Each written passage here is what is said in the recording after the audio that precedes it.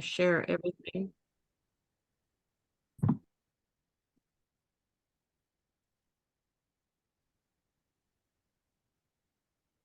Oh, it all disappeared under my bar there. Okay.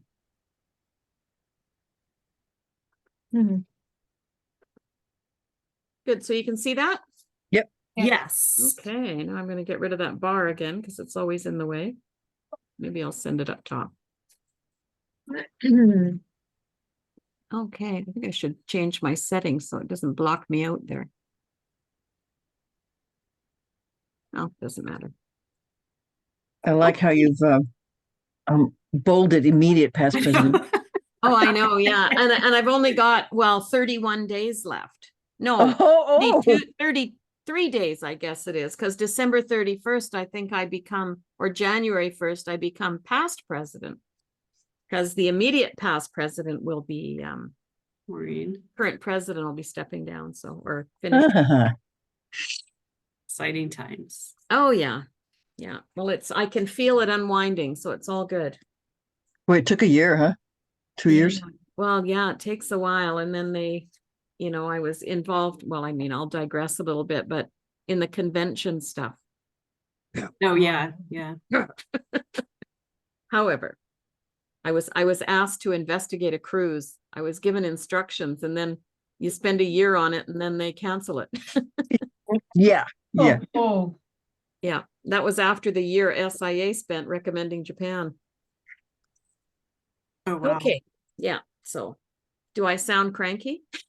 We understand and are sympathetic. Thank you. Okay, so greetings. I think this might be one of my first times with CR Pacific, but I'm not positive because I saw a couple of names that maybe there was a conference I was at. But anyway, I didn't think I'd visited your region officially before, so I'm sort of a first timer.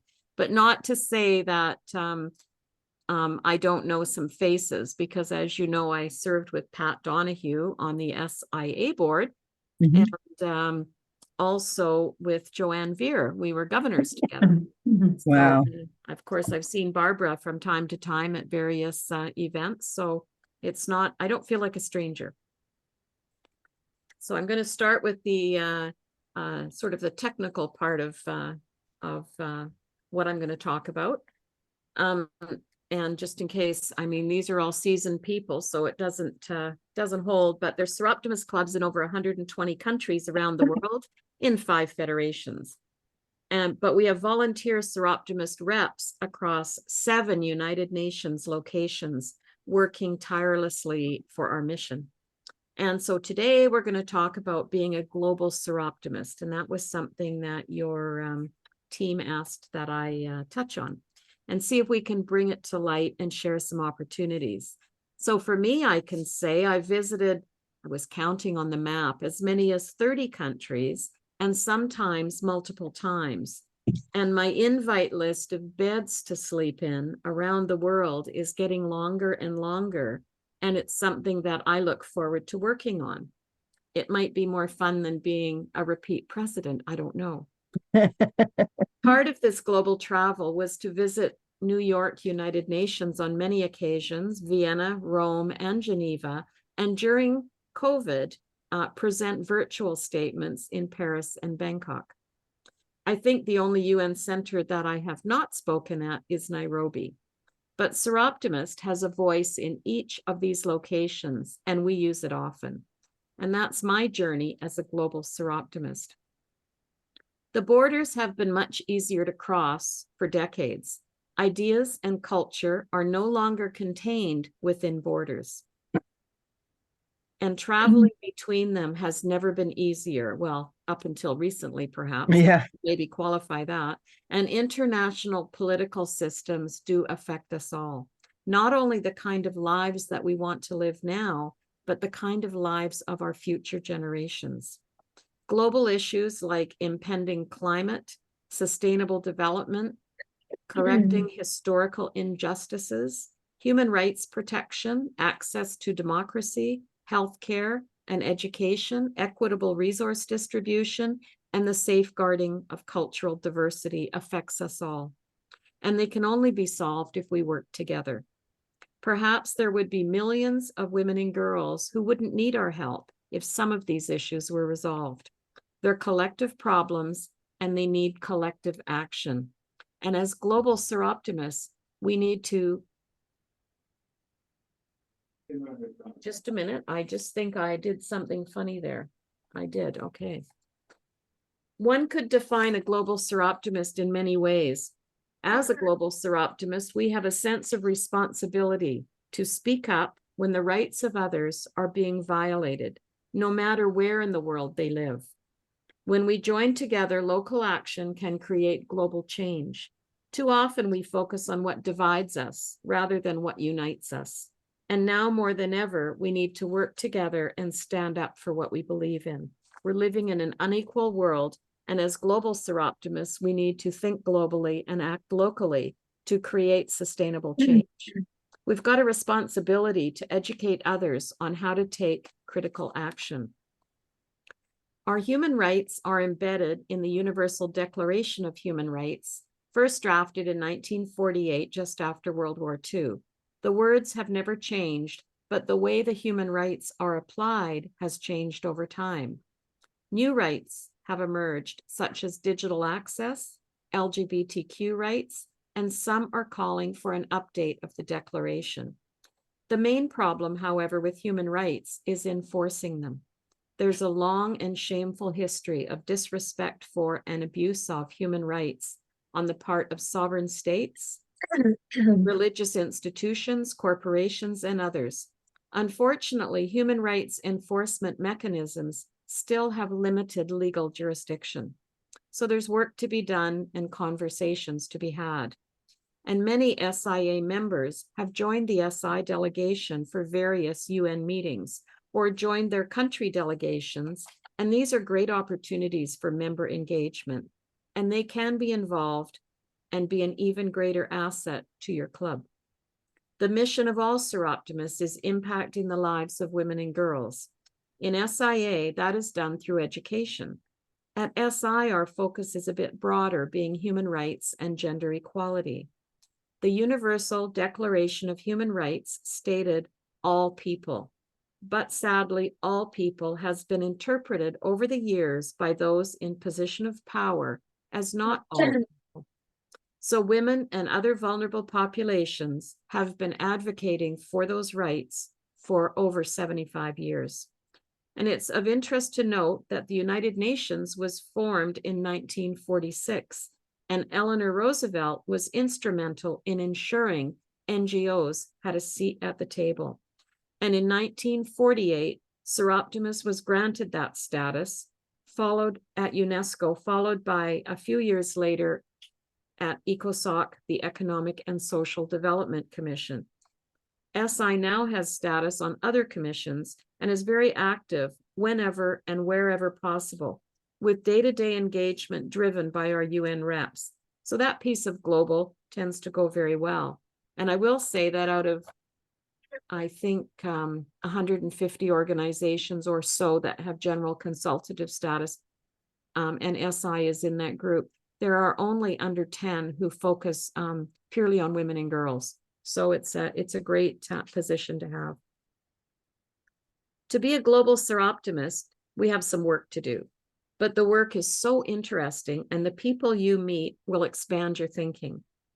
Find out about issues and not just your opinions, but the perspectives of others also. Respect cultural diversity. Understand the way people and countries are interconnected and interdependent. Understand the global issues. Advocate for greater cooperation and advocate for implementation of international agreements, conventions, and treaties. You are unable to advocate for a cause if you don't have a grasp of the issue. And some of these issues were highlighted in the Road to Equality President's Appeal. Now, here's a bit of perspective in a chart that I have included. On the right is a diagram representing population by country. And note the size of China and India, with the small green circle underneath being the USA. But then look at the left diagram representing the world economy.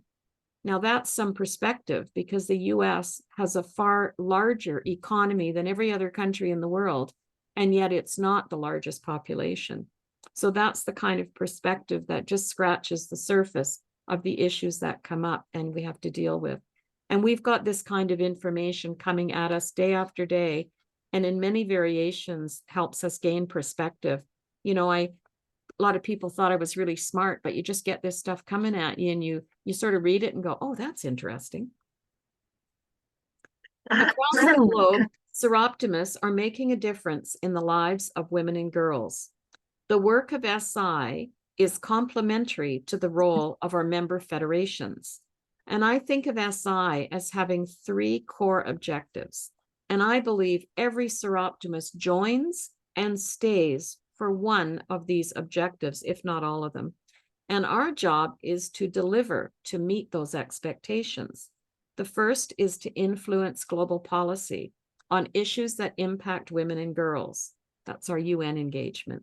Second is to collect evidence of our impact that contributes to the global outcomes for women and girls. That's our projects. Lastly, to make friends, and I argue this might be the most important one that gets somebody started, is to celebrate and have fun together, learn together, create international goodwill and understanding. We've all made lifelong friends and have expanded our acquaintances. We've met inspiring people, and the trip's not over. Imagine what's still to come. So let's start with celebrations and gatherings. The celebration part is all that fun and celebrating that's in the DNA of a Soroptimist. We have missed this coming together over the pandemic, and as we return to in-person events, it hasn't missed a beat. The friendships are an attraction to prospective members. Sure, we work, but it's those friendships and the fun we have that can never be underestimated as an asset to our membership. We have also embraced technology during the pandemic, and will continue for efficiency and economic reasons. And I often say, ladies, this is what has come to faces on a screen. That was the pandemic, but there was still wine, and we never could joke about drinking alone because you had no choice. Influencing global policy is about capitalizing on our general consultative status under ECOSOC at the United Nations, where we have a voice through written and oral statements expressing our viewpoints on the issues that we're concerned about.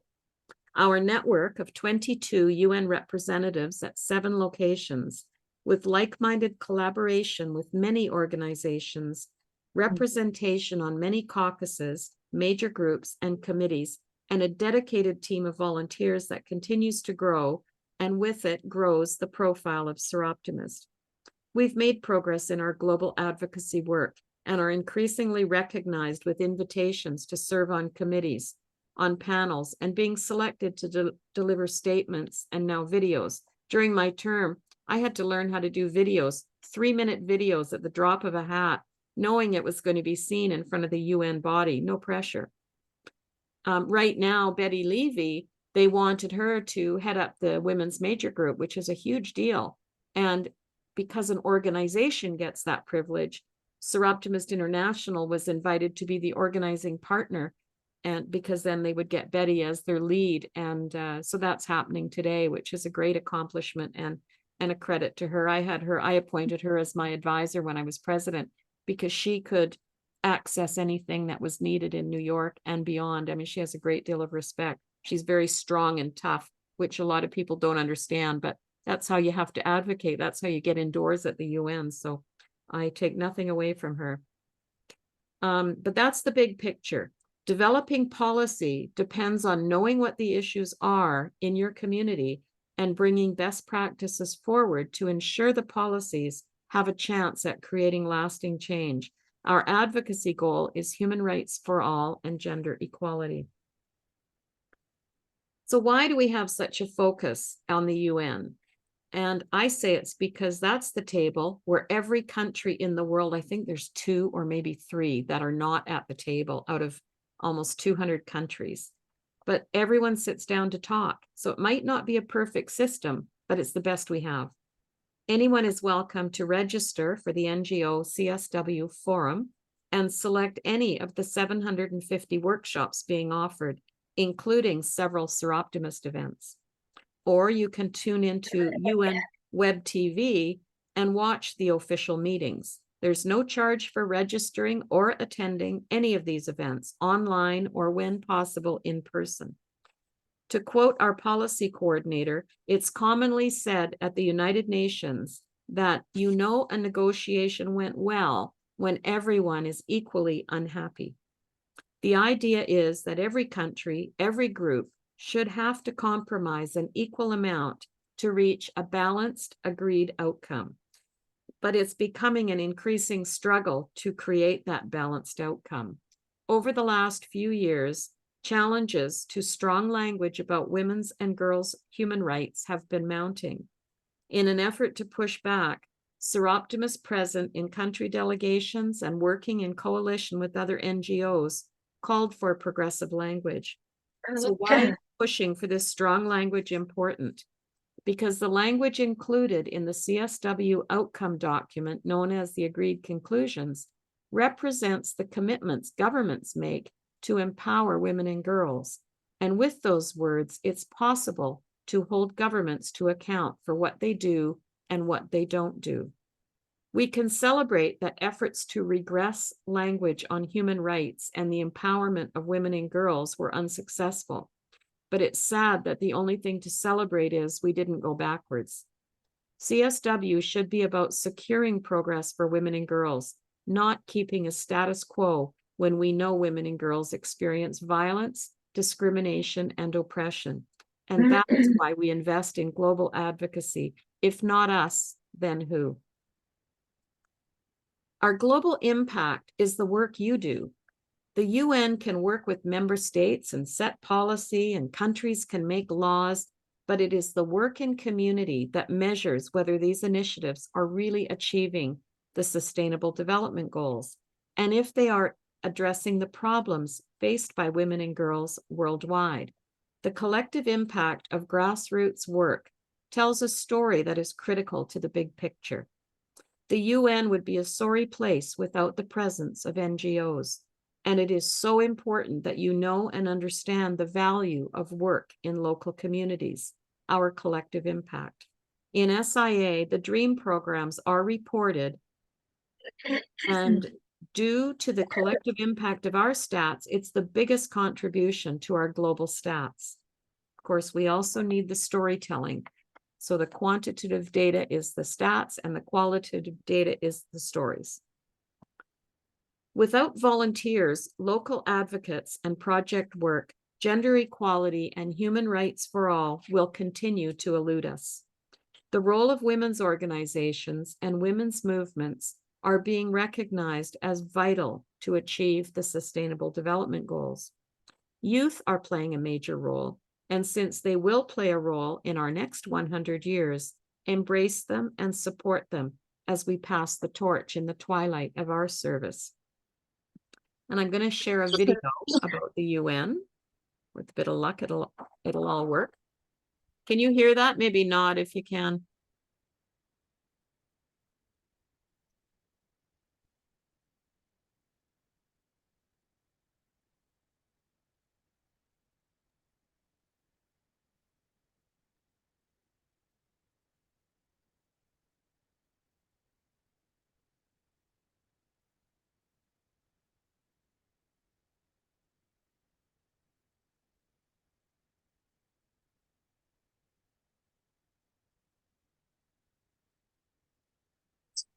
No sound. You okay? You need a minute? Cool.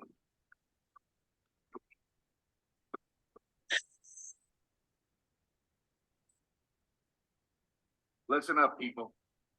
I know a thing or two about extinction. And let me tell you, and you kind of think this would be obvious, going extinct is a bad thing. And driving yourselves extinct in 70 million years, that's the most ridiculous thing I've ever heard. At least we had an asteroid. What's your excuse? You're headed for a climate disaster, and yet every year governments spend hundreds of millions of public funds on fossil fuel subsidies. Imagine if we had spent hundreds of billions per year subsidizing giant meteors. That's what you're doing right now. Think of all the other things you could do with that money. Around the world, people are living in poverty. Don't you think helping them would make more sense than, I don't know, paying for the demise of your entire species? Let me be real for a second. You got a huge opportunity right now. As you rebuild your economies and bounce back from this pandemic, this is humanity's new chance. So here's my wild idea. Don't choose extinction. Save your species before it's too late. Stop being humans to stop making excuses, then start making changes. Thank you.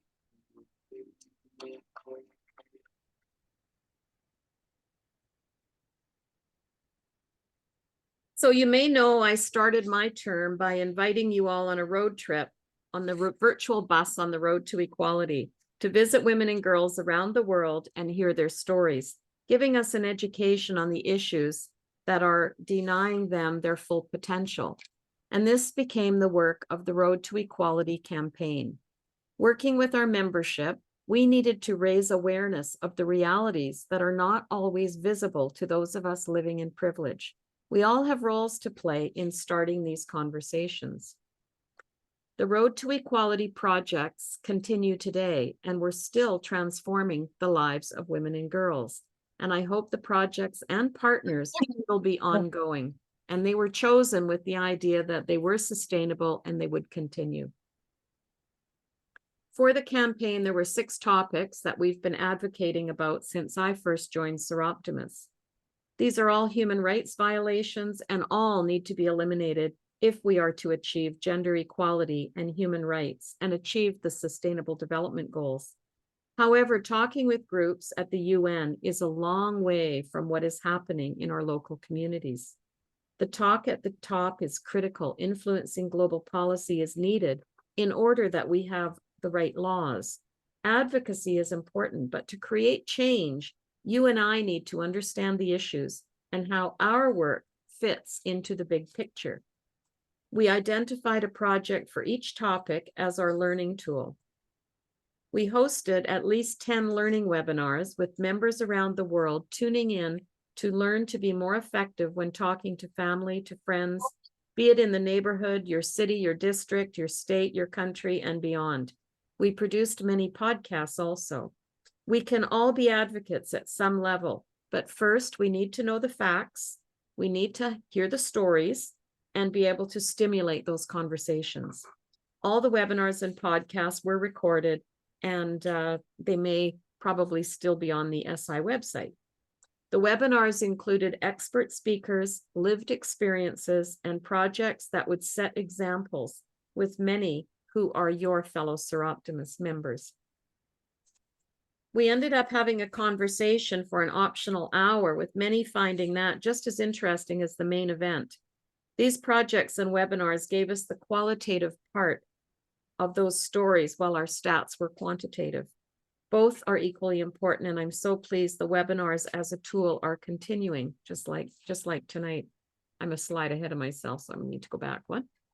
Although we are talking about global issues, there's so much happening in your local communities. So we tried to shine a light on those projects that align with our global voice to capture stories as examples in our global reports and statements. And that's what we do. We take our stories and we put them into the documents that are filed at the UN as evidence that certain things are working and certain things need to be tweaked. This includes projects relating to gender-based violence, how climate impacts women and girls, education, empowerment, health issues, poverty, and now the impact of the pandemic. We no longer work on single issues, but cross-cutting issues that impact women and girls in multiple ways, and education is the game changer. And I will say that I believe Dream It, Be It is a preventative program. Live Your Dream pulls them out of the problem, and in the middle is this big trench of issues that people are subjected to. And if we're not careful, women and girls get trapped into some of those issues. So we need to understand the issues. We can't solve them all, but we certainly need to understand them. During my term, we worked with global media campaigns supporting the Soroptimist 6 FGM activists, who are amazing women that are all survivors of FGM and now activists in 5 countries in Africa, working on anti-FGM campaigns, delivering the message to rural communities, community leaders, religious leaders, and really meeting those of influence and teaching them the reality of FGM. The activists convinced parents to not cut their girls, but make it a ceremonial event that doesn't require cutting. The bondo bush gets burned and the knives are laid down, and a different kind of coming of age ceremony takes place. And I've got another video to share.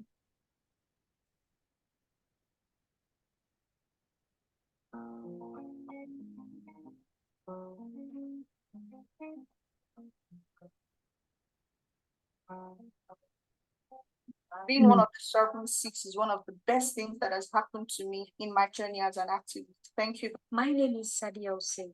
I'm one of the Soroptimist 6. Zainab Haloni knows all too well what female genital mutilation can do to a woman. She is a victim of illegal practice carried out on her against her will. Zainab had the cut as she gave birth. Imagine undergoing labor pain and your genitalia cut off. Just train your girl child in where you want her to go to. If she listens to you, she will be perfect. Cutting her is not a solution. I'm not producing a radio drama on FGM. Through their support, we've been able to break new grounds, radio discussions in honor for the very first time. We've engaged with 2 women groups, each consisting of 30 women. We've engaged with stakeholders in 3 communities, and they have accepted to join the campaign to end FGM.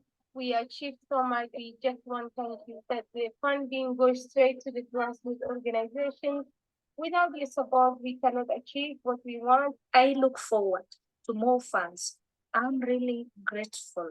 Thank you so much. Thank you so much. Thank you so much for your support.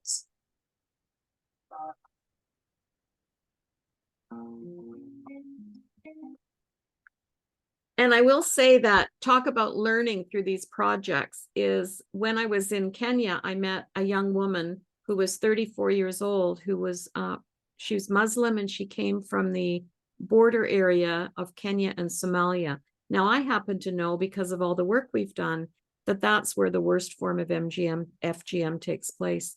And so we got in a conversation, and she started talking to me about how she had been subjected at the age of 6 to stage 4 FGM. And she was not going to cut her 3 daughters. And her husband had agreed to that. It's up to the women to say yes or no. And it was so interesting because I was able to say to her, well, I quite often in my speeches talk about a young girl at 6 or 7 getting up on her birthday and getting her best dress on because she's going to a party and coming home traumatized with her legs tied together so she doesn't bleed to death. And this Fatuma was her name. And she said, you know about tying the legs? She says, that's exactly what happened to me. And, you know, you just get sick when you hear these stories. But, you know, to create conversation with these people, they're happy to talk about it. But if you don't know what you're talking about, then you have no conversation. So the next project we chose is in rural Kenya, in Western Kenya, with the Lugari Leadership Academy. And I'm going to share a recent video from the project. The girls are taught about child marriage, FGM, gender-based violence, human rights, and leadership while attending the academy. And Kayanga Wasiki, who's in the bottom right corner, the founder, is a role model for these girls. The program redefines what it means to be a leader and harnesses the passions, ideals, and energy of young girls. And on their return home, the participants apply what they have learned to implement projects that serve needs in their communities. They actually do one in the community and one at school, getting 15 of their friends to be recruited to help them.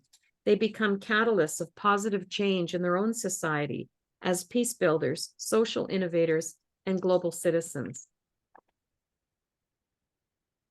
And I have this video of the 2021 camp, but I did have the pleasure of attending the camp this year, just returning 2 weeks ago, being the study tour I had dreamed of when my term started. That was interrupted by COVID, of course. was an amazing trip and it exceeded expectations. But first I'm going to play you the video so you get an idea of what the project is. The Lagari Youth Leadership and Mentoring Camp in Western Kenya is supported by the Soroptimist International 2019 to 2021 International Appeal Road to Equality. It's in partnership with the Willing Hearts International Society Canada, where girls aged 14 to 18 are taught leadership skills and are given the tools to become change makers within their communities. My name is Kayanga Wasike, and I am the CEO and President of Willing Hearts International Society of Canada. We have a wonderful youth leadership and mentorship program that we hold every year. We bring 150 young women from all over the country to come and learn for 8 days on how to be leaders and how to be agents of change in the 21st century. Workshops focus on health education, human rights, peace building, media literacy, and youth leadership. The program offers training in sustainable agricultural and water solutions, as well as the skills to develop micro-enterprises. Awareness training ensures that the girls are informed on harmful practices. The centre succeeds in building confidence in every girl involved. What is leadership? Leadership is what is within me and is what is impacted in me. The reason why I'm here is to represent and to have the skills to improve in my skill of leadership.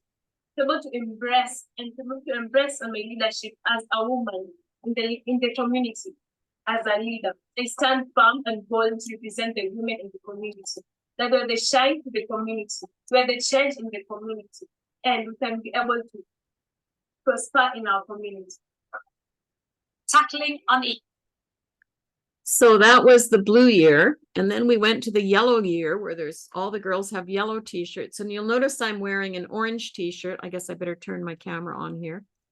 An orange t-shirt because that was this year was the orange color for Orange the World.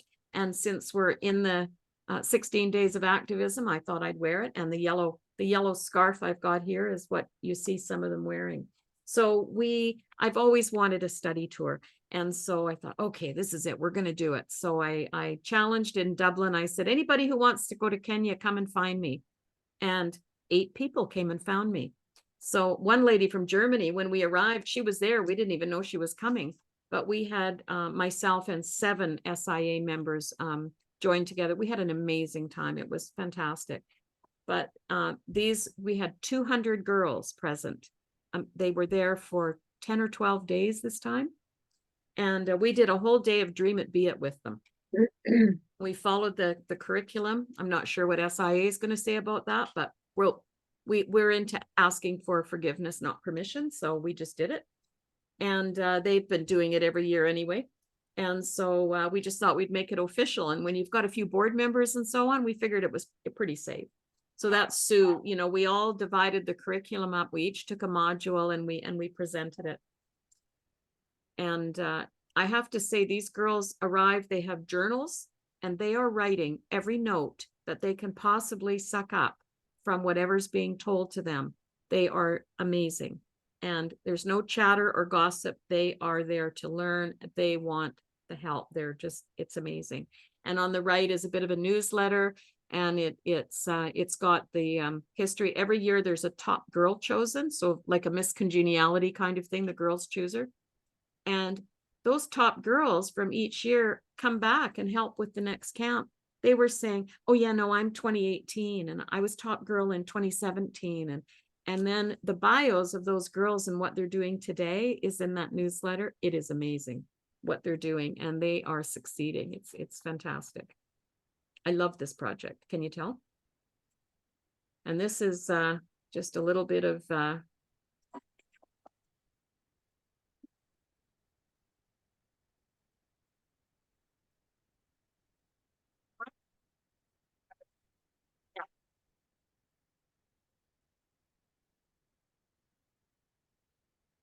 whoops. I didn't learn how to do the thing with the voice, that loud noise they make. I couldn't figure out how they do it. But anyway, the really interesting thing I found is that Kayanga decided to take all these top girls and form a Soroptimist club with them. And so they started thinking, well, if we could get 25 girls, that would be great. They're 22 to 34 years old. So they started trying to get 25. Oh, but then they had 30. And it's a bit more formal in Africa. They have to ask permission and so on and so forth. And they were actually told, no, this might not be a good idea. Can you believe that? Anyway, and so guess how many they chartered with? 45. Okay. And, you know, there was a bit challenge to pay their dues. So we were all emailing back to our club saying, can't we support a few of these girls so that the first year's dues would be covered? And then she's got a program set up where she's going to collect $5 or $10 a month from them so that they don't have that, you know, because the wages in Kenya are, you know, far less. But isn't that amazing? And they're an e-club, but they are going to meet in person. They all came together. There was 30 some odd of them there for the charter. And they all in Africa wear outfits. So this outfit you see is their club uniform, so to speak, whereas many of them have blue and yellow dresses and whatnot, but they're called the Tawi E-Club. And we participated with them for their first project. So it was tree planting. And then we all got together, you'll see us there with the big banner, and went to a village with dirt roads and who knows what. And they had microphones set up to talk about violence against women. And we were Soroptimists, and they were advocating in this little tiny village. I mean, it was not the cleanest and greatest place, but ironically, one of the shops that we were standing in front of 2 days earlier, there'd been a domestic violence dispute, and the man of the shop had murdered the woman and his daughter. And they thought we were there sort of talking about that. So they were very prepared to listen because it was fresh in their minds what could happen. But this club is absolutely amazing. They all wanted to be on our WhatsApp, and now they're talking to us to see. One girl said she saw the UN posting for Nairobi looking for a rep, and she wondered if she could qualify. And I said, oh, well, you know, you're probably a younger one, and do you live in Nairobi? And, you know, it's a volunteer position. Oh, she was 23. I'll do anything, she says. But, you know, it's just they are so hungry to get involved. And from that camp, like the girl with her back on the braids and the hair, her name's Esther. She's a journalist for Africa TV or Africa Radio or something. And she did an interview with me. She's amazing. She's absolutely amazing. So, I mean, and this model is going to get replicated in a few more places because some of the people in the neighboring communities were there seeing how it was done. They'll do the camp and then they'll use it as a feeder for Soroptimists. So I thought it was amazing. I just thought, can you tell I'm excited? I thought it was really good. And then we just had a bit of playtime. So I thought I'd throw this in. I learned about what the Big Five is on safari because they said, you can't go to Kenya and not go on a safari. So, okay, we'll go on a safari. I have no idea. And off we went. And that was wonderful. So I just thought I'd throw those pictures in. Apparently, the goal is to see the Big Five, which are these vicious animals like the elephant, the hippo, the leopard. It went on and on. And we saw them all. And they said, how did you see everything in that short amount of time? We had Alvin, the driver. He found everything for us. So it was great. And then I put this and I said perspective. While we were on the safari, they came to us. The driver said, you know, I can tell you ladies are doing service and everything. How would you like to visit a Maasai village? We said, oh, yeah. And he said, it'll be $25 extra. Yeah, okay, that's good. Off we went. This is us standing in a Maasai village house. It's finished. And some of you that have been around for a while, do you remember the President's Appeal rollback malaria where they had the mosquito nets? See those little blue pieces of material? Those are your nets. He says, everything's natural. We pick it up off the ground. The women build the houses. They have 4 rooms, a kitchen, a sitting room, and 2 bedrooms because it's a polygamy society. So they can have multiple wives. So they have to have bedrooms. But they cook inside and, you know, there's a pipe going out the wall. I mean, there's, you know, these little children are never going to leave these villages. And he said, you can ask us any question you want. There's no questions off limits. So we said, well, what if your wife sleeps with another man? Well, then he owes me a cow. And what if this happens? Well, then that owes 2 cows because it's all about the cows. And what do you eat? Well, we eat milk. We have cow's blood every morning. The women's job is to get the blood out of the cow. And we have meat, and that's our diet. And anyway, can you imagine? So I said, well, what are the little blue things? He says, well, oh, those were malaria nets, but we don't need malaria nets because we have olive pits and that repels the mosquitoes. So we cut them up and tied and use it to tie our houses together. So anyway, it was. So when I talk about perspective, we talk about housing and housing shortages and whatnot. This is perspective. And on the right-hand side is Madam Coco, Mama Coco, we called her. This is Kayanga's mother. She wanted to have lunch with us. Now, I featured Kayanga, who spoke about her mother on the CSW webinar last year. And she talked about this woman is wife number 1 of 6. So there's 6 wives. She's the oldest, and she's 88, and she arrives on the back of a scooter and doesn't speak a lick of English. And so we sat down and had lunch with her. And again, perspective, she wanted to know from each one of us where we came from and what we grow. Because of course, you don't go there and go to the store to pick up what you need. You grow it or you don't have it. And so as she went around the table, we had somebody from Florida who said, well, we grow citrus. And then her question was, well, is that all you eat? Like, don't you have any meat or anything? And then Michelle had to explain that, yeah, we go to the grocery store for some of our stuff, but we grow citrus and export it. And then someone else said, I think it was Vivian, she said, we're meat and potatoes in Michigan. And then, of course, for me, it's dairy farming. But that was what she wanted to know, is what we grew on our land. Well, little does she know, none of us farm anymore, but you know, that was her perspective. So I thought it was great. So the next project we funded was a program in rural India in West Bengal called Beyond Football, where 250 girls came together to form a soccer team, or soccer teams. They're in 33 villages, actually. They study together, improving their outcome in school. And to date, none of these girls have married early. And I think the rate was 67%, and it's 0 with this group. It has required some convincing of parents, who are the ones who force these girls into early marriage. And some of them have been playing on the state level teams. They all continue in school, and the teamwork both on and off the field has led to the success of this program. In India, even if village girls enroll in schools as children, around 63.5% of them leave school during adolescence, and almost 27% are married before the age of 18, and 70% suffer abuse in different forms across the nation. And it was just amazing. These girls now are going home and teaching their mothers how to read and write. And one of them was being encouraged to marry, and she went to her coaches and the senior girls on the team, and they did an intervention at her house with her parents. And after having a long discussion, the parents said they wanted her to stay playing soccer and going to school because they realized the economic benefit was greater than having her marry and go somewhere else. So the immediate dowry was going to be consumable, but if she could earn an income through education, that would not be the case. And I've got another video here. I have to advance it to the, because I couldn't figure out how to do this except this way, to 1.43.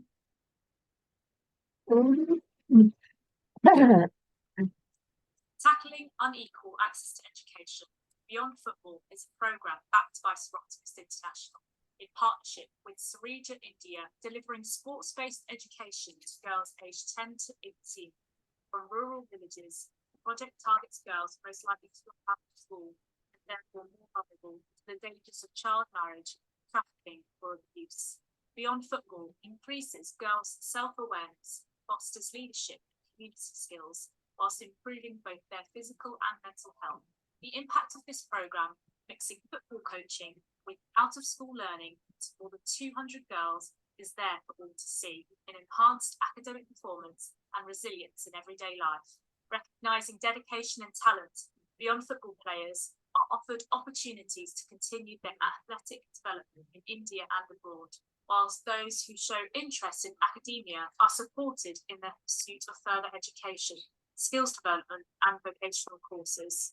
The Beyond Football programme brings together girls from different villages with a common goal, empowering girls to become leaders within their communities.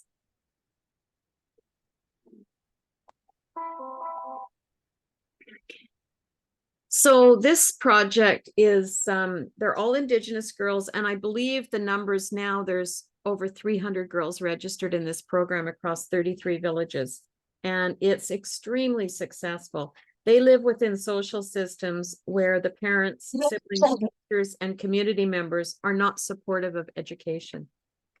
So far from the exposure to opportunities of growth, these girls don't even understand what it's like to have ambition in life.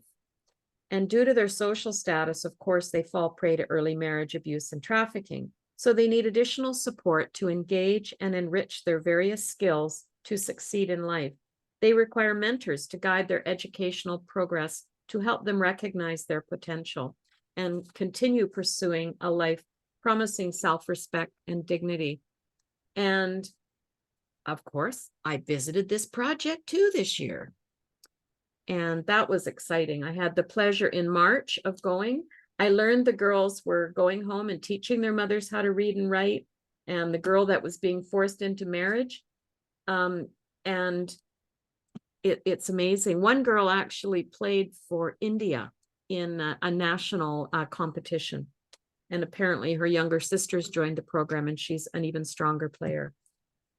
So in the bottom were some of the girls. It was off season for them when I was there. So, but they came together, and a large group of them, and did they choreographed their own performance. There was singing and poetry and dancing and whatnot, and met the coaches and teachers. And apparently playing soccer is not a viable option for a male in India. It's not considered, unlike here where everybody thinks their son's going to be a NHL hockey player. Not so much there. So several gentlemen that love soccer came upon these girls playing and became their coaches. So they've really, really got some high standards for coaching. And then the requirement to be in school at the same time is just great. It's another fantastic program. And the girl on the right in the gold and the left at the top is the program coordinator. She lives in Calcutta, and she's the program manager or whatever. This program was started by two Indian gentlemen, one in New York and one in Delhi, I believe. And they were looking for a location to launch a program like this. And this was a really good area for whatever reason. So that's why it started here. And away it went. Now you can see it wasn't by accident. I picked March to go because Ayushi Kundu, who's in the middle in the red dress, was getting married. And I thought, gee, if I visit the Beyond Football project, I could go to Ayushi's wedding. So I have my sari, and those people around are all, including Somashri is now a Soroptimist also. And again, their projects they have so much to work with for a project. So they've got lots going on, but they're wonderful, wonderful women. And I had such an amazing time. And my dream was never really to go to India, but to go to an Indian wedding. I've always heard, oh, that's amazing. It was 8 events over 7 days, which was quite incredible. And then our partnership with ADRAM in Romania was to support migrant women and find a pathway to security and citizenship. And right in the middle of the project, the Ukraine war happened, and we were in the right place at the right time for sure. So we started off by thinking we were going to support 40 women with a pathway to citizenship with language and vocational training and housing. And then the project also received help from the Romanian Soroptimist and Small World. Elena Savu here with the white scarf on the right. I met her at CSW about 7 years ago, and we became friends. And and then there she pops up in this project, which was great. But when the invasion of Ukraine happened, it was a whole different deal. They hadn't selected all 40 women they were going to support. So the whole project sort of pivoted because they had this ADRAM had 500,000 Ukrainians needing help, and they were given 300 tents. And they're working night and day to meet the needs of those arriving with nothing. Food and clothing were the biggest priority. And as a side note, I called President Caroline from SIE 2 days into the war to be sure we could direct donations from Soroptimist, so we keep our support in the Soroptimist family for collective impact. And they still run Project Match, plus they had a disaster fund that they were going to use. So those 2 programs were already up and running, and we were able to give the support there. I spoke with the other Ayushi's partner, Olga, who's a Ukrainian gal, but living in Switzerland. And she worked in the refugee camps when she came to Switzerland, but she's Ukrainian. I called her to say, you know, how's it going with this terrible event? And she said, my heart's breaking for Ukraine. And her mother and sister had declined offers to leave Ukraine, and she was really concerned. And then weeks later, as this war got so terrible, I mentioned that I was so worried about her. And I was on a webinar, and there was a bunch of Italian Soroptimists on the call, and somebody shouted out, "It's okay, we've got them here." And I almost started crying, because I thought, you know, how does that work? Here I'm on a webinar worried about Olga in Switzerland and her mother and sister in Ukraine, and a bunch of Italian Soroptimists said, don't worry about it, we've got them. We took them in, and now they're with Olga in Switzerland. So that's, again, a small world. And it's the evidence of a global Soroptimist story. So we were going to advance the last of our funds to AIDRUM to support more refugees, but I ended up doing the extra one in Kenya instead. But the other thing that's happened in Romania is, with all the attention they've got, they've just chartered a week ago a new club in the area near the Ukraine-Romania border. So that's exciting. The topic that seemed more difficult to initiate was the rights of older women. And in New York, I met with Frances Zanodine, one of our UN reps. She's very involved in all the aging stuff.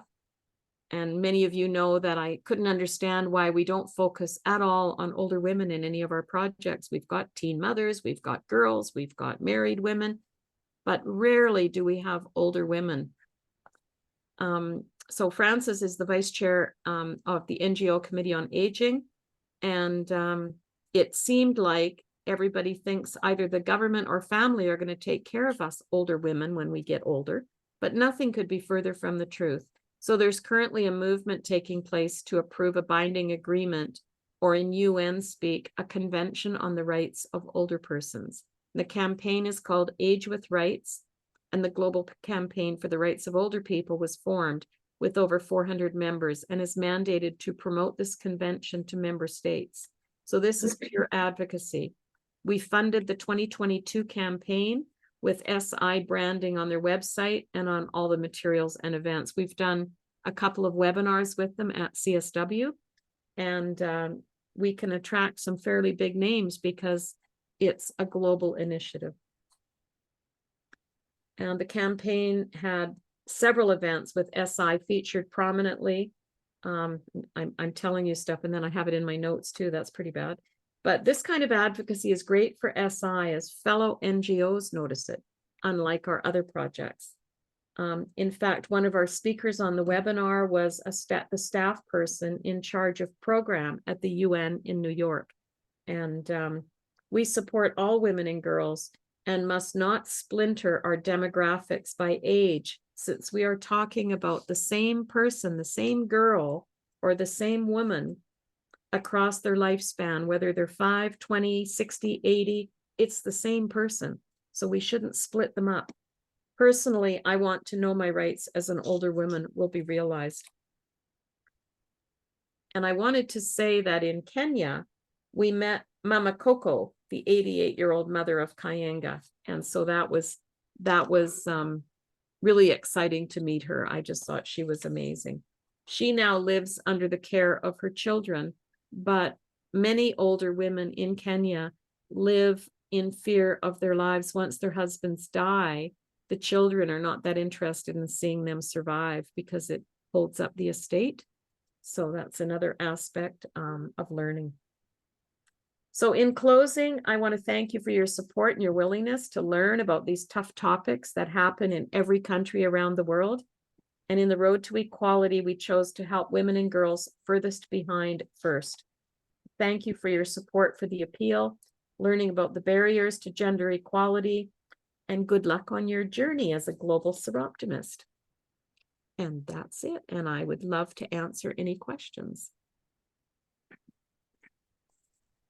I have so many questions, Okay. but I don't want to hog it. So I guess, Sharon, thank you, first of all. Amazing, inspiring, humbling, all of those things. And talk about perspective as we in our clubs struggle with what seems so trivial things. Could you talk a little bit about how we individually and as our clubs in our region support the global initiatives? And then could you just briefly talk about the new foundation, Soroptimist International Foundation? I will. The one I started that isn't progressing the way my vision was taking it, but you always have a churn of leaders. We know this. We know it at the club level. We know it at the region level. We know at the federation level and at SI. And everybody comes with different experience. And some of us are more curious than others. I'm one of those curious people. I've often been accused of pulling, those big displays in the grocery store, taking the bottom can out of that shelf just to see what's going to happen. And I think Pat's smiling. She knows I'm like this. I like to, what can we do about this, And to me, I go back to those three things in membership. And if we were to focus on just those three in the big picture, we would have members lining up. I know we talk about civility in our clubs. I think that's a huge issue about, encouraging and being nice and so on. But so much of it comes to communication. So what I was noticing was the federations were not particularly connected to SI in a way that was meaningful. It was all happening up at the leadership level, but it wasn't making it down to the ground. And so thus the webinars, the study tours that I couldn't do because of the pandemic. And I mean, can you imagine? I was 1 month in or 6 weeks into my term, and we had done so much work at the UN. We were ready. We had countries that were going to sponsor us into events, and it all shut down. And so you have to reinvent yourself really fast. Mm-hmm. So one thing I noticed was that every president that came along had a new idea. Mm-hmm. And to me, that made no sense, because once they're done, you never hear about them or their projects ever again, which, what a waste of money, because really the good news is just going to start after 2 years, because you've invested in these projects and the news is coming out after the 2 years is over. Mm-hmm. Now the next president, I mean, I was, my career was in the stock market where you have to promote companies and, so how to pitch a deal. And that's not the way to pitch it, like you want to say, Sharon's appeal was so successful, mine's going to be just as successful. If you keep contributing money to it, think what else is going to happen. But what I wanted to see was a continuity of the projects. Because when we did our quadrennial projects, by the time 4 years went by, we knew a whole lot more than a 1 or 2 year president's appeal. And so the way to do that was to have a mechanism, which I called the foundation, in order to have that happen. Now, unfortunately, the powers to be right now are more in, and this is a SIGB thing. I mean, it tends to be a UK thing. They're really big on governance. It doesn't matter what happens as long as you follow the rules and write the rules.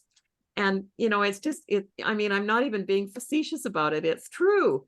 And whereas in our world, let's try it and see what happens. And we can always adjust along the way. Mm-hmm. And so that's sort of what's going on with the foundation. So I started the foundation. You'll notice that the foundation wasn't announced until Dublin. Mm-hmm. We had our status approved in 2021 at the beginning of the year. Mm-hmm. But because the individual wanted her appeal to be prominent, maybe going down in a legacy thing, it was held back, which was really unfortunate. It was unnecessary. Again, the Ukraine conflict. the first thing I would have done is said, man, we'll take money. I'm going to pivot everything to do some projects in Ukraine. Instead, Europe got all the money, and then they wondered why that appeal didn't get so much. I mean, it's absolutely ridiculous. So my hope is, and I hope it can be influenced through Sue Young when she takes office, that you'll be like, I want to do the Lou Gehry Leadership. I really like that project, and they're good reporters. I want to pitch everybody to donate to that project. But I want it because you'll notice that I don't think there's anything out for December 10th, is there? No. Like the clubs don't know what to do. I know my club sent out a memo that it was for opening doors. Well, that fundraising ended September 30th. So the idea is you're to give to the foundation, but it'd be nice if somebody told us how or what, but I mean, that's got to come. So, I mean, I'll try and sneak in the back door and see if I can make some of that happen. But they came up with the Afghanistan project because Tina Pan from the board from SIA had the money and had the project. But I think we can ask them to undertake the Lou Gehry project. And then because we all decided on the trip that we wanted to figure out the funding for it. And everybody was saying, well, we can do it through SIA. Well, newsflash, no, Pat, right? No. That won't work. They will collect the money, but only to send on to someone else.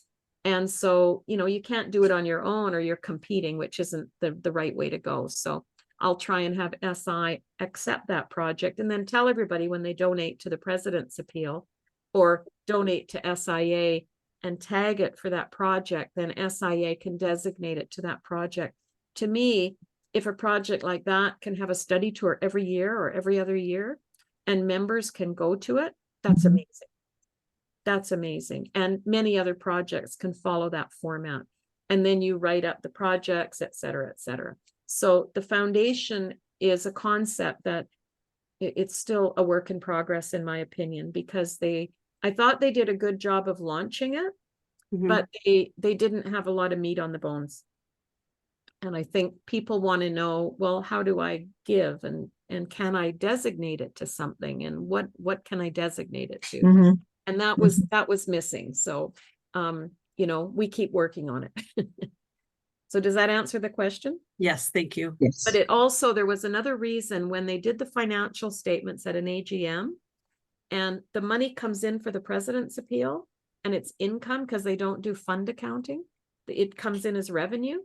And then it looks like SI's got a huge surplus that year. But the next year when they spend the money, it looks like they've got a major deficit, and everybody wants to know what the heck happened. So this took those financial reports out into a separate financial statement, which was really important too. Next. Yeah, Cheryl. You made reference a couple of times to CSW. What is CSW? So CSW is a commission at the UN, the Commission on the Status of Women. And there's many commissions that take place throughout the year at the UN centers. Each center has a purpose. New York is the main center. At some point, everything comes back to New York to be ratified. But CSW in New York is the largest gathering of any UN event anywhere. So the Commission on Social Development happens in January and February, and that's about social safety nets, homelessness, all that kind of stuff. But those are the topics of discussion. At CSW, it's all about women and girls and issues impacting women and girls. If you go to Vienna and go to an event there, it's going to be about crime. So trafficking, drugs, all of that happens in Vienna. In Geneva, it's human rights. In Nairobi, it's environment. And in Paris at UNESCO, they do their thing. It's education, peace, and a lot of the heritage stuff happens there. Does that answer the question? Oh, yes. Yeah. We will be doing a workshop on the Commission Status of Women in January. And and California's got a lot of Commission on Status of Women. Almost every county does. And do the local CSWs get enmeshed at all with the UN? Probably, but in different, I mean, it's such a big machine. It's such a big machine. And, it's like I always tell people that the UN likes to have one statement with 300 signatures, not 300 statements with one signature. So it's about collaboration and working together, cooperating together. Soroptimist is a small part. We're very well known at the UN, but it's a very small part to the whole piece because we're now joining forces. We're not in competition. We're joining forces with many like-minded organizations. And right now the women's movement is being splintered. And you can't believe what it's being splintered for. It's the LGBTQ stuff. It's the trans thing. They're saying, well, we don't want the trans women in our group because they're taking a seat away at the table from women. And like, they just don't get the concept of gender identity. This is mostly in Europe, but it's really interesting and it's splintering the movement. We're saying like, can't you worry about something bigger? You know, that's just not the most important issue in front of us right now. So, but that's what's going. So yes, people are involved, and you get involved by putting up your hand and getting involved. It's not like anybody's coming to you saying, why don't you do this? It's you're interested, so you take an interest and you get involved. Some people end up going, I sort of swung I think Pat knows this, SIA, I swung them around a little bit because they were drawing names out of a hat because only so many people can get to be a delegate at the UN. So there's the UN, and then there's across the street, which is CSW, NGO CSW. And one you need a delegate's pass for, and one you don't.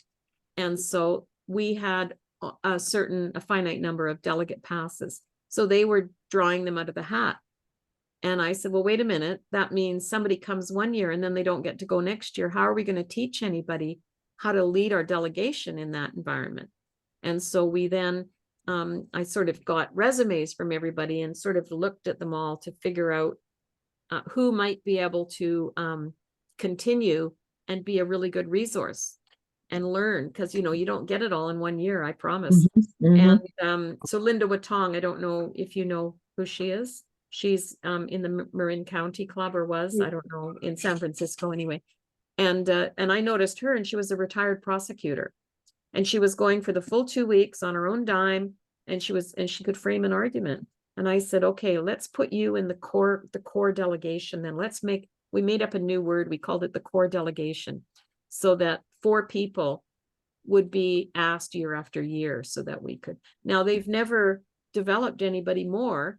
And now she's the wealth of knowledge. So that kind of stuff drives me crazy too. But, you know, because how many more people are out there that would have the same ability, you know?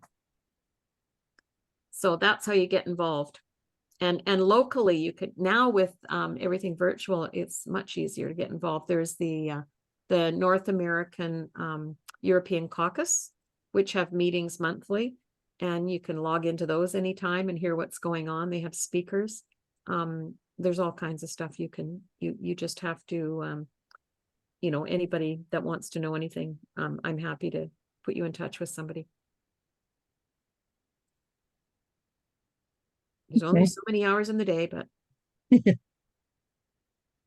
I love taking someone to the CSW for the first time, and you sort of, you know, the first time I went, nobody told me anything, and you know, you walk around the street, and by day 3, you sort of think you've got it figured out, and then you really don't, and then it's almost time to go home again. And so I said, that's not going to happen on my watch. So I start, and if somebody's brand new, I meet them Monday morning, and we have a reception on Sunday, so they all get to know each other and make sure everybody's got a partner. And you know, like this one gal, I took her in the first morning, I took her someplace, and we were in Grand Central Station, and she stops and she says, are we in Grand Central Station? Oh my God, she says, this is my first big girl trip. And then anyway, I got her organized, and then about 3 days later, I called her because I hadn't heard from her, and I said, I haven't heard from you. Are you? Oh, my feet hit the ground first thing in the morning, and I fall into bed at night. I've got a program. I'm going to do something on every SDG. And she had her whole program worked out, and it changed her life. Nice. Yeah. Could you give us an example of, we talk about telling stories of impact with the UN? I mean, I imagine some of what you shared with us, or some of those stories, is that the idea? So what happens is we'll do a statement, for something. Sometimes we write it, sometimes somebody else writes it, and we look for signatures. We've got our standby of pens that sign our signature, our statements. And we might give an exam, we might give an issue, and then we might have just a short piece. But once a year, they have what they call, they're famous for acronyms, HLPF. It's the High Level Political Forum. And that takes place in July. And what that is like some of the reps will say, oh, I don't follow CSW. Frances is one of them. She'll say, I follow HLPF. And that is a submission of reports from all the NGOs and who knows who that tells stories and evidence base on what our work is about. And so we will take these projects that we're so familiar with, and we'll do some very particular storytelling within them that aligns with the SDGs and what they're trying to accomplish, because it's the way the UN determines if what's going on is successful. Mm-hmm. Are we making progress? And the HLPF, and then in September is the General Assembly. So then they can brag in September, it's working, it's not working, whatever the case may be. Yeah. And at CSW in the negotiations, that's another interesting place. A lot of our delegates, or many delegates, will sit outside the door of the negotiation rooms like till 2 a.m. Wow. Because if somebody comes out the door, it's important for them to see that there's still NGOs there that care. And they feel a bit more responsible. And we'll divide up in week 1 into groups and find out what the negotiation, like in Canada, I know at 1:15 every day in the UN, there's a meeting, and the negotiators actually come out of the room. If you have the knowledge to sign on and get notified, they come out of the room and tell you how the negotiations are going. And what happens is when things get tense, they divide them up into, like, they might put Canada, Turkey and Timbuktu together, and they have to go off and come up with some ideas, and then these countries. And if you know which countries are working together and you've got Soroptimists on those country delegations, that's a good thing, because then you can share information. You can, well, they've got that covered, maybe we need to work on this. So you can get as involved as you want, or not at all. Mm-hmm. It's interesting. Pat. I just want to take a minute to applaud you, Sharon, because I thought I was so excited about you becoming president of Soroptimist International for many of the traits that she's talked about. She gets to the bottom of things. She wants to have clarity. She wants to have communication. Working with her on the SI board was I think sometimes we felt like we were doing battle at times to get messaging out and getting away from the SIGB staunchness, getting a new agreement through SI and all of the SIGB rules and regulations, not to mention the governmental ones, was just an incredible feat. But for you to take the presidency and then COVID hits, I applaud you in terms of how you were able to turn things around, do your webinars, do the businesses. I was just frankly so proud to know you that I'm still in awe. And your work has brought information and I think excitement to the ordinary, local Soroptimist who has an opportunity to indeed be an international voice. So thank you for all that you did for us and continue to do. Thank you so much. Well, it was interesting. People said to me all the time, well, poor you didn't get to travel. I said, yeah, but it's not about me. It's about the organization. And I said, the flip side to that is I could do 3 continents in one day. Yeah. And I did. I think there was only one time I turned down an invitation. Sometimes there was 4 in a day, and you're just on Zoom and off Zoom and on and off. Or it's one's at 5 in the morning and the other one's at midnight. And it was this Nora Feldhausen in Germany said, well, I just want to say, Sharon Fisher's been on 4 calls today. And I said, well, Nora, so have you. So but it's true, like the more people you can reach. And I spoke to one group in Central Australia And I'll never forget it because they said, we don't think we've ever had an international person speak to us before. And I thought, well, how sad is that? You know, like we should be out there reaching everybody we can, because that's how they get excited, you know. For the last couple of years, our club has taken part in the parallel forums, which is part of the CSW. Parallel events is the NG. Parallel events, yeah, which was really wonderful because just as you're saying, we got to see Soroptimists literally from all over the world talking about similar issues. You know, we focused on it and what issue you wanted to talk about and get these different perspectives from different countries, from different needs. And it was most incredible, which, you know, not all of us can go to New York in March. Right? That's right. That's right. And it's online. Like, I mean, when you went in person, there'd be 5,000 to 8,000, but now they have 25,000 and 30,000 because they can sign them up virtually. Yeah, it was all virtual. It was incredible experience. And I even talked SIA into doing a parallel event last year. Did you notice that? No. We did. It wasn't great. Well, I was in India when I had to do it, and I was taping it, and I don't know, the smog there, I lost my voice. Oh, Trying to have my voice ready for this webinar. It was terrible. But yeah, I said, you know, really, I think that was something I recognized, that there was kind of this divide between SIA and SI a little bit. And they weren't talking about SI. And so I thought, well, so I actually flew to New York in last November, December, and met with Michelle and introduced her to the UN reps and got her going. And I said, you know, you really need to, we called it DPI in the day. I think it's Global Communications. Now, SIA does have one accreditation with a UN agency, but it had lapsed. And so I said, you need to refile it. It's 500 words and no money. How hard is that? And then you get 3 passes to the UN, and you can give those to whoever. And because you're so close, you should be doing that. And by the way, I think you should have space in Best for Women for the UN reps to write articles every month. So I had all these things I was trying to accomplish. And I said, and to show that you're really doing it, I think you need to do a parallel event. And so they did. I mean, it was the scripted live your dream stuff and dream it, be it, but they did it. And now this year they're going to do it again, I understand. But then I had somebody from the 2 Canadian regions say, I guess somewhere I must have blithered out, well, anybody can do a parallel event. Anybody can apply to do a parallel event. So they did. But what did they do? They decided to phone SIA and talk to them about it.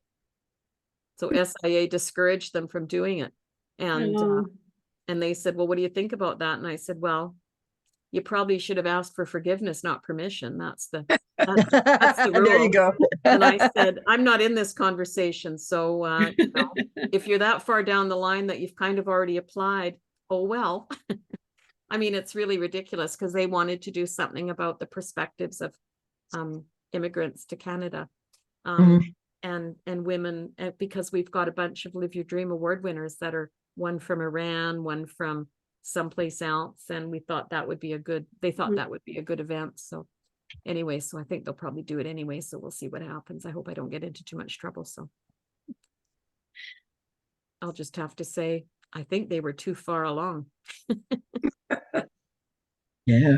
But I couldn't see why that would be an issue. I mean, it didn't make sense to me. To me, the more Soroptimist events, the better. Out of 750, it's not like you're taking space from anyone. Well, and it's time we did that, because there's an awful lot of other women's organizations, as you know, in CSW, and it's time we distinguish ourselves. Yep. Well, so I said to them, well, you know, the Taiwan region does 5 every year. And I said, because I often speak on them. And I said, and, you know, so, you know, there's not this, just do one. Like, that's just silly. So anyway.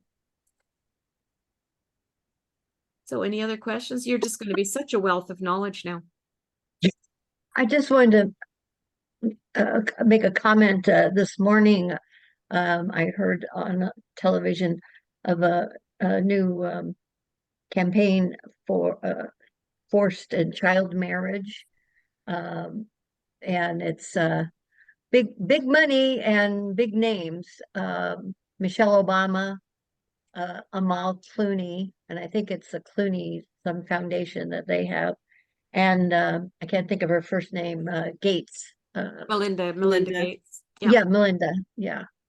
So I have no idea if there's any way of tagging on to that, but No, I always think we're grassroots. You know, we start these issues, and when people like that pick it up, that's absolutely fantastic. You know, we're not in competition on these issues for sure. You know, we all, but if somebody with big money is going to get involved, and Melinda Gates in particular, I always admire her the way she states things. I think they've really got a good grasp on things, the evidence and that type of thing. So I think it's amazing.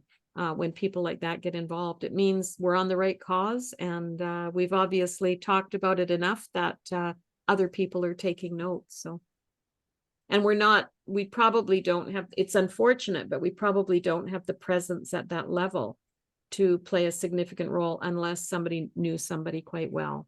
But probably not. I mean, I think when we bring these things from the actual people, the more people on these issues, the better. You know, that's the bottom line. I'll give Michelle Obama a call. We're good friends. There you go. Good. Thank you. Yeah, Great. you mention it.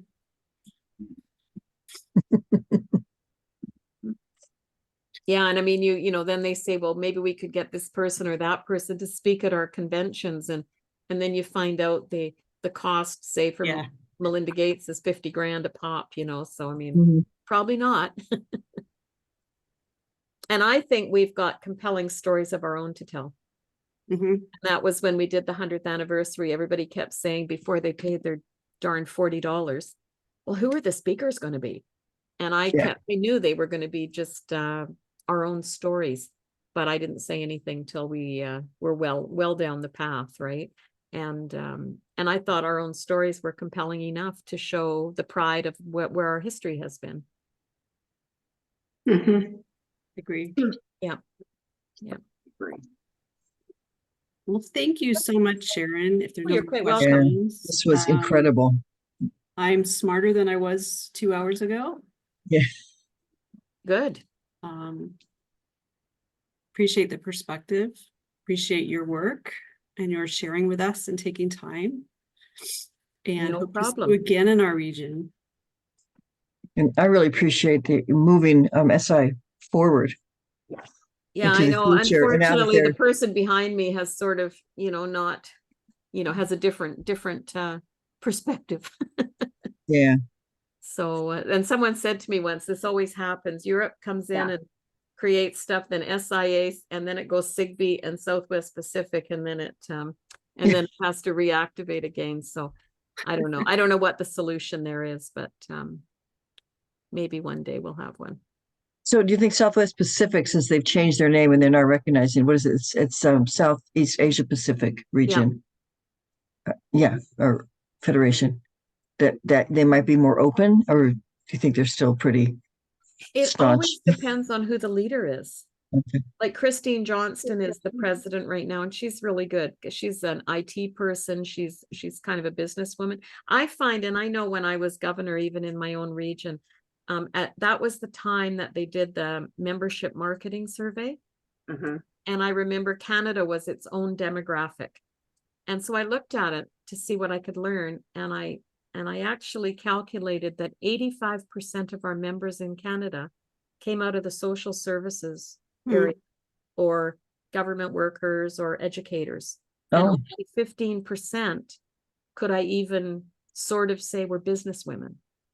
So the idea of promotion and marketing and selling and closing, and because you might say we're in the business of selling membership, you might say certain things, but they don't have those skills. So I decided I would go to all of the club events I could go to, and instead of visiting the club, I would go to their event and speak, and I would interview them first to figure out what they'd done, because they'd say, oh, well, we really haven't done anything, you know, we're nothing, you know, and so I would draw out their information, and then I would get up at the podium in front of their big audiences. They can get big audiences to their events, so why can't you get them to your club, right? And I Right. would do a motivational talk. And then all of a sudden they'd say, oh, we're pretty good, aren't we? We didn't even know, you know, and that was part of the problem. Interesting. Yeah. And I don't know that it's gotten much better, really. I think our aging membership is concerning. And I often talk to Ayushi about this because she's 30. And we have talked about the fact that we don't have an age difference. We've got a difference in experience. Because I don't feel any different with her, you know. And yeah. And then these young girls in Kenya were just amazing. Absolutely amazing. And they just wanted it. But Kayenga says, Right. I'm keeping them pure, she says. I'm being careful who they mingle with. But Your experience in Kenya sounds kind of like how when Soroptimist got started in 1921 and it just took off like wildfire. Yeah. You know, so that it started in 1921 and 1928, they had that big convention and they needed a federation. And then it went to Europe, and I read that, I just get chills how fast it went. And it's just kind of gotten a little stayed. Yep. In America. So I see in the chat you've put up the deadline to apply to do them is coming up. The parallel events, yeah. To attend, you know, you can register right up till the last minute. You just go GOCSW and you're in. And usually SI puts out a list of all the ones that has anything to do with Soroptimist. Mm-hmm. It's all good. It's all good. Or not. You never know. things change. Anyway, so and of course the convention in 2027, that's the other thing that I've been just, I don't know. Things must be different in Europe than they are on the West Coast, because we seem to do cruises. I had it in mind that this cruise we would bring environmentalists onto the ship so that we could learn and we could see firsthand what was going on in some of these places and talk about strategies as part of the event, instead of having people say, oh my God, it's going to be a bunch of rich ladies on a boat, you know, ruining the environment, you know. And I'm thinking, really?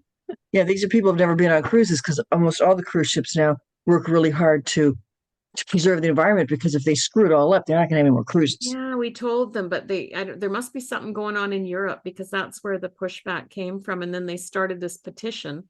And then next thing you know, I mean, yeah, it was. So. Is it something SIA could do, or too small? No, anybody can do it. Why I liked the cruise idea, and it wasn't my idea, but why I liked it was there's no financial risk. When you do a convention like Dublin or anywhere, you've got to rent a facility, and now you have to sell X amount of registrations to break even. And if you don't, you're in trouble. A cruise, we had it at $1,200 US per person, which included your Wi-Fi, which everybody says, oh, but there's no Wi-Fi. No, we'd already negotiated that.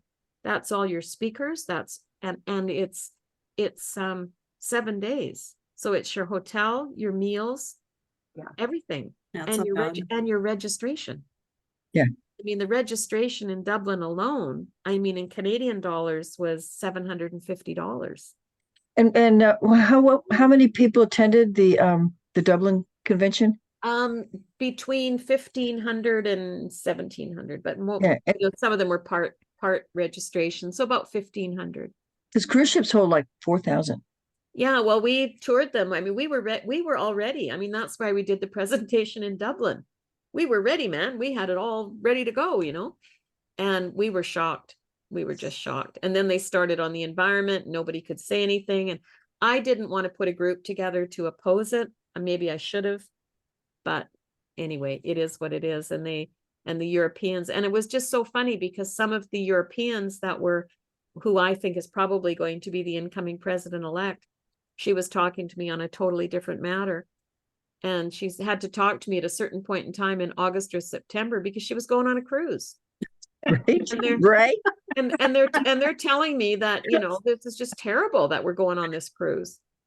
And I mean, the biggest source of emissions from what I can see is the extraction of fossil fuels, not the use of them, but how they get them out of the ground, and the wastelands and animals like the cows and the rotting fields and stuff like that. Those are the two biggest issues. And now with wildfires and bombing and everything, you know, that little cruise ship's going to Alaska anyway. Right. And we should be so lucky as to think everybody notices us on a cruise ship, huh? A little bit of knowledge can sometimes be a dangerous thing, because if you really dive into cruise ships, and my boyfriend Paul loves watching those shows about how they run in the engine room and how they clean the keel and they filter it so that they're not putting garbage back in the water. They filter it and clean it and all sorts of stuff. It's astonishing. Oh yeah, we went on 2 tours and we showed them videos and everything. They have 0 landfill, 0.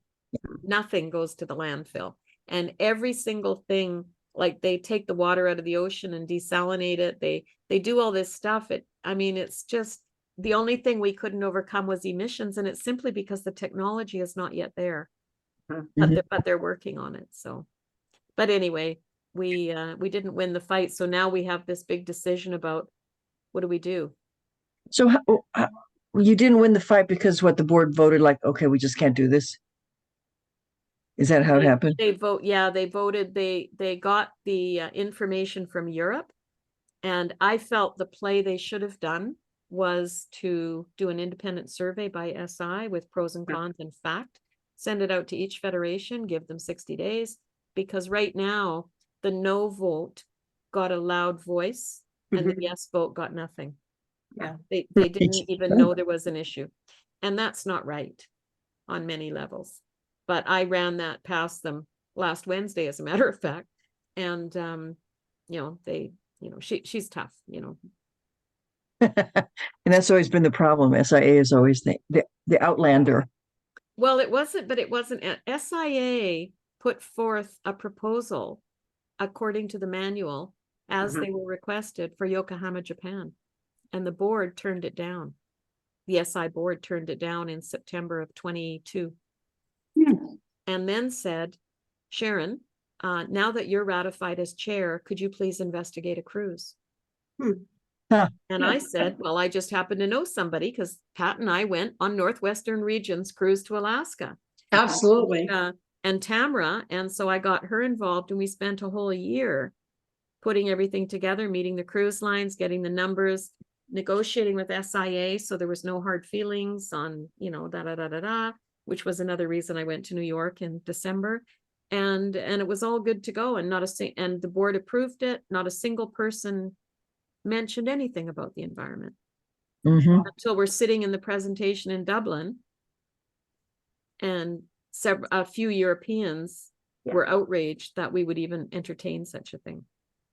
And then it went from there, and I'm sure it was coming out of the Netherlands, but they because it was Mariet's communications person and stuff that Wanda Peters and whatnot that was doing the petition. The Netherlands has their own cruise line. Oh yeah, they all do. I'm outraged. Yeah, it was, what do you do? Yeah. And it was, again, it's leadership, right? Like, I think at the stage we were at, they probably should have said, we're so sorry, we'll note that for the future. But it's too late to change now, because, where do you go now? Yeah. Too bad. Yeah. Because I thought it would have been innovative and new.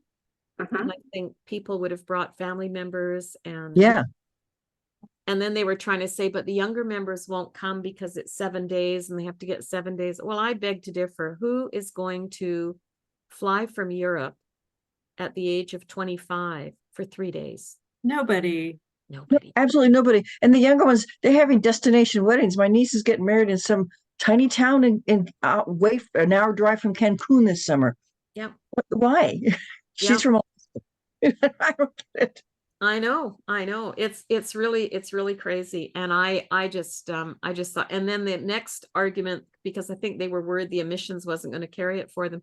Then the next thing, which I work with in the area of elder abuse and their administration, not in the social services side, but they said, well, the younger members are not going to want to be confined on a boat with those older ladies. I was just appalled. Oh, that's so not true. That's called ageism. Yeah. Yeah. They need our younger members who got up and said, stop using us as a scapegoat. Yeah. We're talking about raising our dues. Yeah. Because it was, those poor younger members, we won't get the younger members. Yeah, well, guess what? We don't have them. Well, I mean, the young ones in Africa don't seem to have an issue. They're quite happy to Exactly. hang out with us. So anyway, so I just thought the whole thing was not handled well. So Okay. Thanks Should we do a for sharing petition to that. reconsider? well, that's what I wish somebody would have done a petition to say, yes, it has to go ahead. Because the outrage over the emblem was bad enough. Oh, yeah. And they go into a board meeting and hold with that and don't make one single tweak. And then the next one comes, which is was just to one federation. And all of a sudden If they had made that webinar that they did after convention, if they had done that at the Dublin convention, they wouldn't have had that outrage. You know, when I got to see that webinar and how they described it, and they had to stick with what the original charter was and use those certain things in the drawing of it and everything, it all made sense. You know, and I showed it to a new member in my club, a younger member, and she says, what did she say? That she looks defiant. She looks defiant. And I just loved that. Yeah, I always thought they should have come up with a stylized woman's face. Not unique, like not a human look, but you know what I mean? A stylized look. Just because they've really gone from the blonde to the dark. But, you know, I think the biggest one, somebody in Midwestern region said it looks like there's a horn coming out of her head because they've tried to do those sun rays. Yeah. And in most of them, the rays go like this, but in the one they have, it's going like this. And they could have just put a line through, like a white line and defining line or something in there. But like a halo or something, because it kind of looks like a halo anyway. It's just dark. And I don't know where they got the idea our colors are black and yellow. Because they've always been gold and navy, right? But so therefore they become blue and yellow, but they are adamant at headquarters that it's black and yellow. Interesting. Yeah. Always fun. Oh, well, but then Sharon, we could keep you all night. But... Yeah, we could. And clearly you've got advocates behind you here. So, you know, if we want to, petition for reconsideration, you know where to go. Yep. Friends and supporters from the Sierra Pacific region. Don't forget us. Yeah. Okay. Good. If you're ever down our way in California, let us know. We'd love to see you. Yeah, I'm going to go to Camino Real's conference. Lola came along on our trip. So she asked, after she sponsored an elephant for me, I'm sure that 100,000 other people have the same elephant, but that's okay. That's the point. Sheldrick Elephant Reserve, or I don't know what it is, but anyway, it was quite funny. She's got multiple elephants at this place, so. But she wants to do a bit more international stuff at her Where's your conference this year? Visalia. Where? Visalia. It's just north of Fresno. Okay. It's got a great shoe store. Don't put it down. Oh, okay. That's important. It is very important. It's supposed to be a conference, not shoe shopping. Side trip. Yeah. Okie doke. Well, take care.